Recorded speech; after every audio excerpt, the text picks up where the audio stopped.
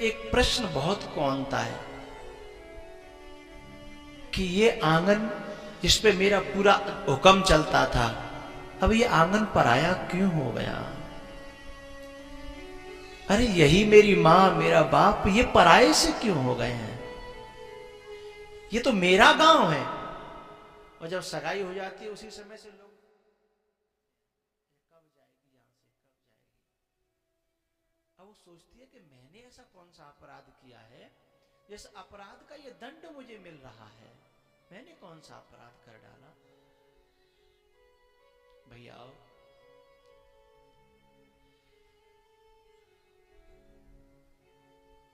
बाप और बेटी दोनों मिले हैं, जनक और जानकी। बहुत रोए हैं जनक। और अच्छी बच्चियां होती हैं ना, उनके लिए सिर्फ बाप रोए ऐसी बात नहीं है, पूरा खानदान रोता है। क्योंकि वो कभी अपना तेरी नहीं करती, कभी चाची से नहीं लड़ती, ताई से नहीं लड़ती, कभी चाचा ताऊओं से बुरे नहीं बोलती हैं। वह सबको अपना मानती हैं। वो कहती है कि मुझे तो यहाँ से जाना है, मेरे तो सब अपने हैं, कभी आऊंगी 6 महीना में, 4 महीना में, मैं क्यों बुराई मोल लूं? सबका हुक्म बजाती है और सब लोग उसे बहुत प्यार करते हैं। जो अच्छी बेटियां होती हैं,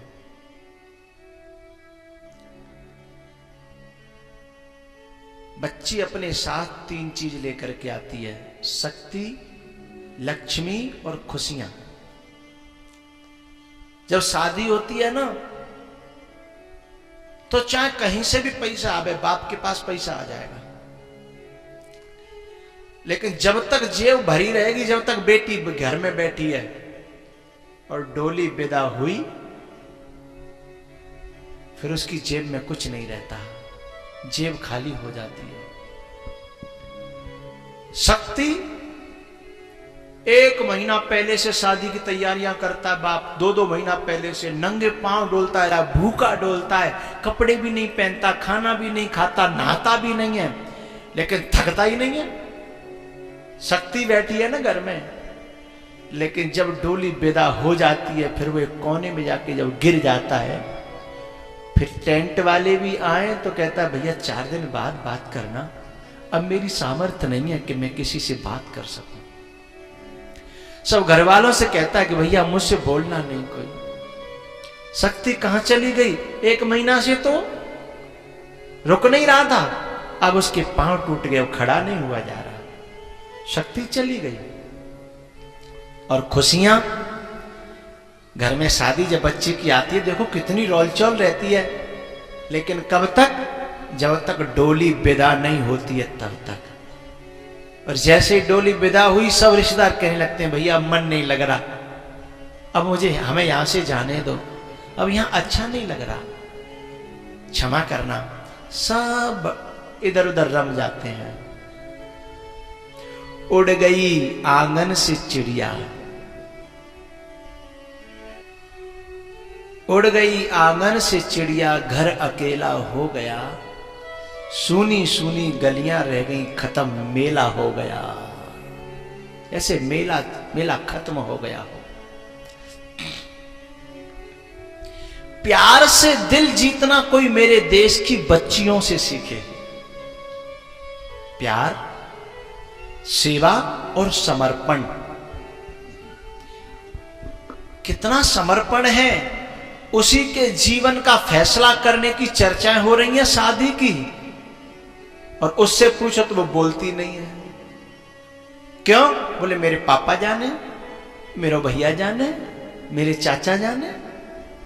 उसकी खुद की जिंदगी का फैसला है जिसमें वो शामिल भी नहीं होना चाहती। इससे बड़ा समर्पण का प्रमाण कहीं धरती पर हो सकता है क्या?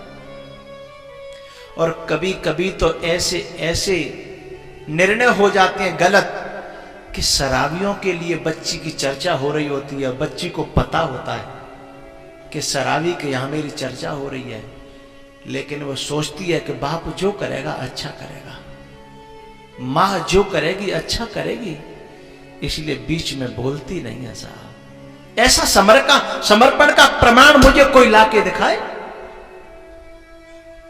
जिसकी जिंदगी का फैसला है और गलत फैसला जा रहा है और वो बोलती तक नहीं है। और जिस खूंटे से इन बछियाओं को बांध दिया जाता है, जिंदगी भर कुट के पिट के मर के वहां अपना जीवन गुजारने की हिम्मत रखती हैं। अच्छी बच्चियां तो कभी शिकायत तक नहीं करती, कहीं दूसरी जगह से मालूम पड़ जाए वो अलग बात है, लेकिन उनके मुंह से कभी शिकायत नहीं आती।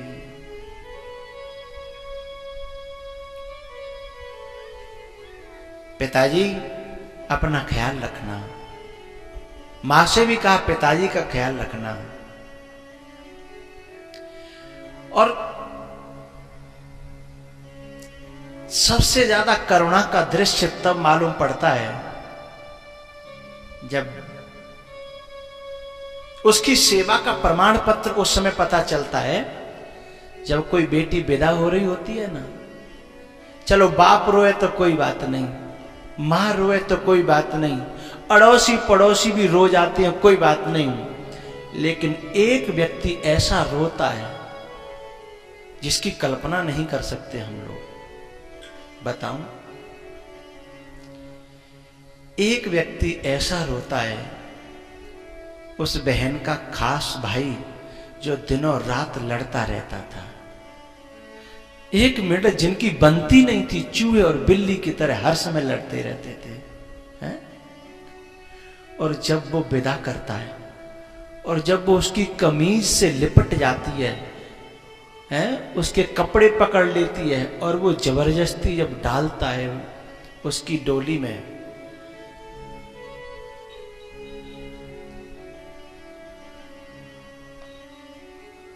और जब वो रोता है तब लोग पूछते हैं कि तू तो रोज लड़ता था रे, तेरी तो एक मिनट बनती नहीं थी, तूने तो उस बहन को कभी बहन समझा ही नहीं, जब चाहा थप्पड़ मार दिया, जब चाहा घूंसा मार दिया, तेरी तो एक मिनट नहीं बनी, अब तू क्यों रोता है? तब वह रो करके एक ही बात कहता है, हमेशा गलती मेरी ही थी, मैंने हमेशा उससे लड़ाई की, लेकिन उसने लड़ने के बाद भी रोटी परस के मुझे अपनी तरफ से दी, मुझे मनाया, मेरी सेवा की, मेरे कपड़े धोए, लेकिन मैं कभी ठीक से बोला नहीं उससे। वह कह रहा है जिसकी एक मिनट बनती नहीं थी, एक मिनट जिनकी बनती नहीं थी, वो कह रहा है। इससे बड़ा सेवा का और प्रेम का प्रमाण पत्र इस धरती पर मुझे कोई दिखाई नहीं देता। ये भारत की बच्चियां हैं ना, अड़ोसी पड़ोसी भी बस यही कहते हैं, वो जब से गई है ना कैसा लगता है।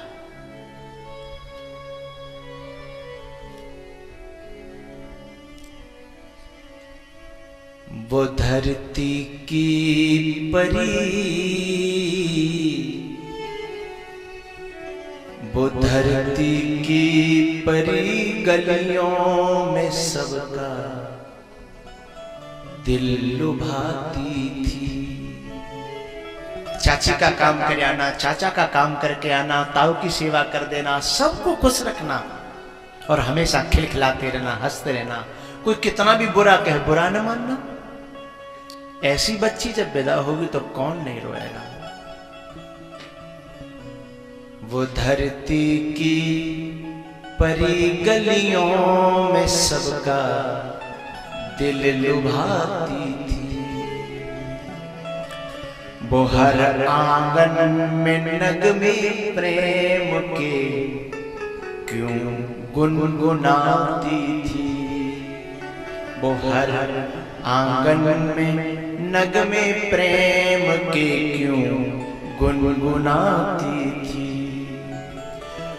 पराया कर गई पल में जिन्हें अपना बनाया था।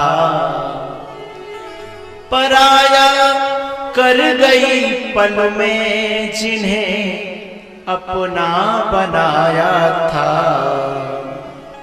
क्यों अब वो घर नहीं आती, क्यों अब वो घर नहीं आती। पड़ोसी भी इंतजार करते हैं, क्यों अब वो घर नहीं आती जो पहले रोज आती थी।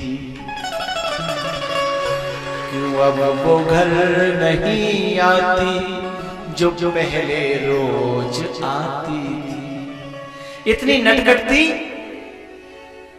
कि मजाक ही करती रहती थी हर समय। लेकिन अब कि अब क्यों अब वो घर नहीं आती जो पहले रोज आती थी। न जाने उसके हाथों क्यों सताना भी लगा मीठा।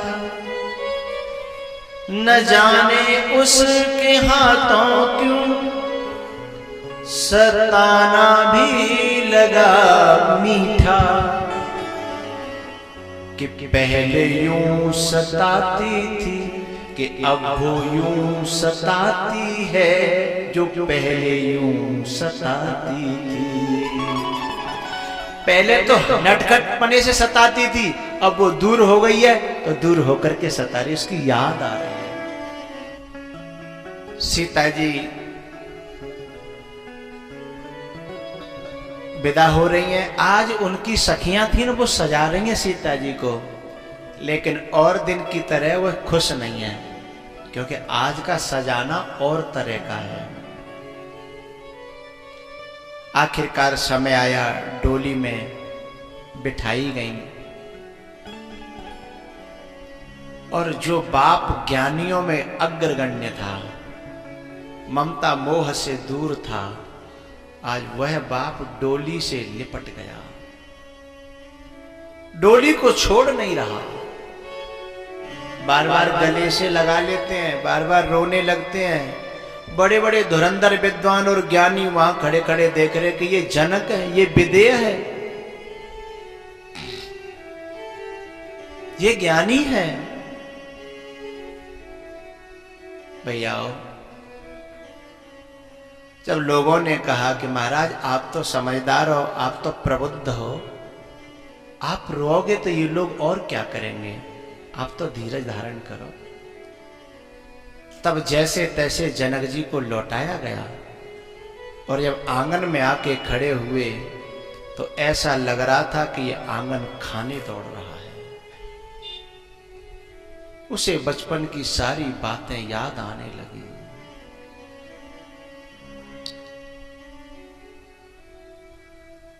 और सारे संसार को उपदेश देने लगे कि भैयाओ कर्तव्य पालन तो करना, पर बच्चियों से मन मत लगाना, क्योंकि ये धान की पौध है, इसका जन्म किसी अलग क्यारी में होता है और ये किसी दूसरी जगह खेत को जाके हरा भरा करती है, दूसरे खेत की शोभा बढ़ाती है। इससे मन मत लगाना। लेकिन मन कोई लगाता नहीं है, मन तो अपने आप इनकी सेवा लगाने पर मजबूर कर देती है। इनका समर्पण, इनका ज्ञान, इनका प्रेम।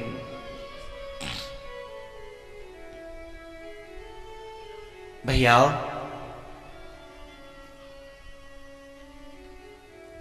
जनक जी अपने आंगन में आकर के रो पड़े हैं।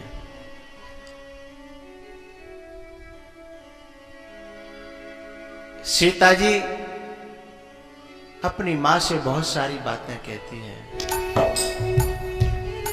डोली बहुत आगे निकल गई, जनक जी अकेले रो रहे थे। कभी दुनिया को उपदेश करते हैं तो कभी शिकायत करने लगते हैं अपने आप से, और कभी कभी बेटी के प्यार से। तो तेरो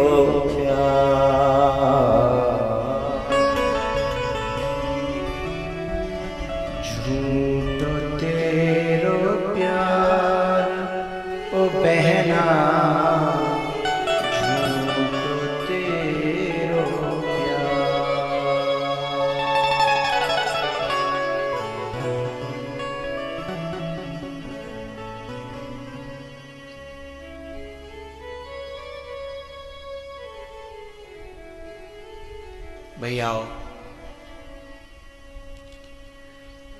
बच्चियों की जब चर्चा चली है तो मैं इतना कहना चाहूंगा कि इनके लिए जब आप घोंसला ढूंढो तो जरूरी नहीं है बिल्डिंग हो, जरूरी नहीं है गाड़ी हो, जरूरी नहीं है महल और खजाने और दौलतें हों। जरूरी है वहां इंसानियत हो और वहां इंसान रहते हों।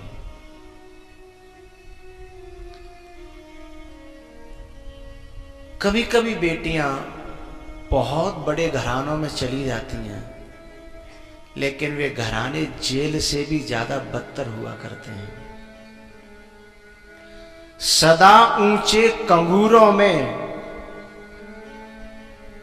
सदा ऊंचे कंगूरों से मोहब्बत दूर रहती है।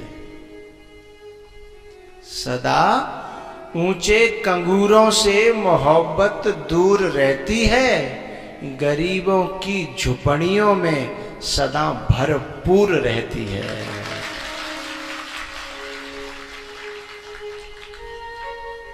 इन बच्चियों के लिए, इन चिड़ियाओं के लिए, इन बच्चियों के लिए छोटा सा घोंसला जिसमें प्रेम हो। बहुत से लोग तो घर देखते हैं, बर तो देखते ही नहीं, सिर्फ घर देखते हैं। खेत देख लेते हैं, कागज देख लेते हैं, लेकिन जिसके साथ जीवन बिताना है उसे नहीं देखते। इंसानियत देखना। इन बच्चियों के दिल की जो आवाज है ये कहती हैं कि इंसान बहुत अच्छा हो, इंसान को इंसान समझे।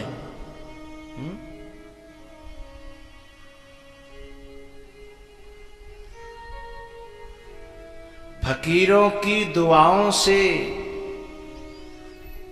फकीरों की दुआओं से बुरी किस्मत संभलती है। फकीरों की दुआओं से बुरी किस्मत संभलती है। जिंदगी गर बिखर जाए, जिंदगी गर बिखर जाए तो मुश्किल से संभलती है। फकीरों की दुआओं से बुरी किस्मत संभलती है। जिंदगी गर बिखर जाए तो मुश्किल से संभलती है। अगर रहमत से मिल जाए तो फिर बर्बाद मत करना। अगर रहमत से मिल जाए तो फिर बर्बाद मत करना। जहां में प्यार की दौलत बड़ी मुश्किल से मिलती है।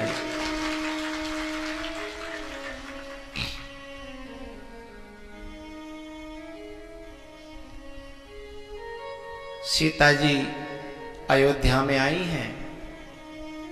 राजा ने तीनों रानियों को बुला करके उपदेश किया है।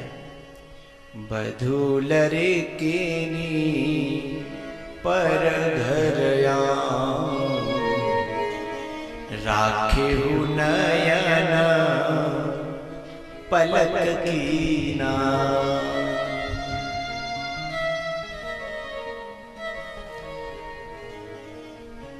तीनों रानियों को समझाया कि अब तुम सास बन गई हो। अब तक बहू थी, अब तुम सास बन गई हो, तुम्हारे बहू आ गई है। एक मास्टर ने एक बच्ची से प्रश्न किया कि वनवास राम जी का हुआ था, लेकिन सीता जी संग में क्यों गई? सीता जी को वनवास नहीं था, वनवास केवल 14 वर्ष राम वनवासी। तो राम जी चले और राम जी ने मना भी किया था कि तुम वन को मत जाओ। सास ने भी मना नहीं, सबने मना किया, फिर भी सीता जी वन को क्यों गई? तो वो लड़की बड़ा सुंदर उत्तर देती है अपनी अकल से। बोले सीता जी के बन जाने में बहुत बड़ी सीख है। बात अच्छी लगे तो गड़गड़ाहट करना। अच्छी लगे तो माता जरूर तालियां बजाएंगी, देखना बात अच्छी। सीता जी के बन जाने में बहुत बड़ी सीख है। जहां 3-3 सास जिंदा बैठी हो उससे तो जंगल ही ठीक है।